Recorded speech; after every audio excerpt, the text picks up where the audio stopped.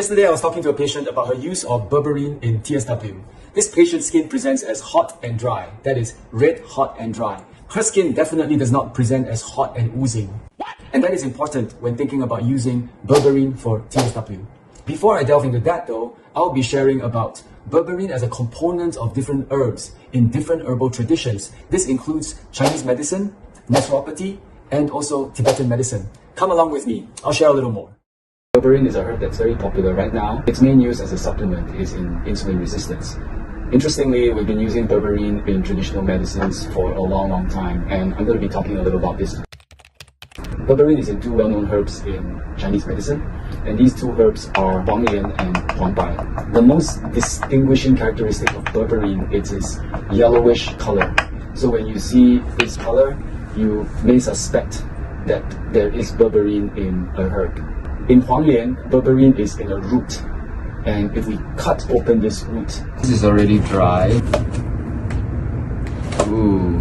If you have noticed, Huanglian is darker in color. This actually attests to the concentration of Berberine in Huanglian. Alternatively, you can find Berberine in Huangbai, but it is not in a root. It is only in the root bark.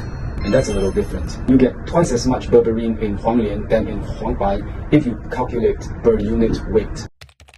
Interestingly, Berberine is not an active compound that you can only find in Chinese medicine. You will find Berberine in barberry and also in golden seal. So in Western naturopathy, they would be using golden seal, while in Chinese medicine, we'll use more of Huanglian and Huangbai. Berberine is also used in Tibetan medicine, in this herb called kirpa. Okay, in front of me I have Dr. Tashi, Tibetan Dr. Tashi. Kirpa is the name of the wood. Then now you make this for eyes, yeah? Kirpa is the herb that is taken from the bark of the kirpa tree. What happens is they take off the top layer, which is brown in color, and then underneath the top layer is this yellowish layer, which is what we have here, and it's boiling. And then they cook this bark, and they use it more for antimicrobial action. This kirpa inner bark is used to treat eye conditions, and the same can be done for Berberine in Huanglian actually. So that brings us to the use of Berberine Huanglian in TSW. In TSW, I use Berberine in specific presentations. It is in situations of damp heat. The most characteristic presentation of damp heat is where there are erosions. There are all these little holes that are oozing. That is the best indication for using Berberine. Huanglian and Huangbai have antimicrobial action. They are able to act against staph A and even strep B. And so they have great antimicrobial action. And they're most effective against situations of damp heat as described. When it is not so effective is when you have hot and dry TSW and the skin is red, there are no oozing lesions, and if you use Huanglian or Berberine, it can be over drying.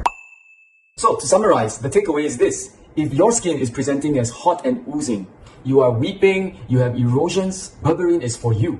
In addition to being very helpful for drying up your wet lesions, Berberine can be very helpful in calming your mind. Calming the mind is very important, especially if you are feeling hot and irritable because you're unable to stop the unending itch that's also oozing.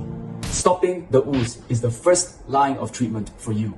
In the same vein, Berberine may not be very useful for you if you are presenting as hot and dry. This is the typical red sleeve syndrome, hot skin, a lot of heat emanating from within, no sign of ooze, except when you scratch and there is a slight scratch ooze.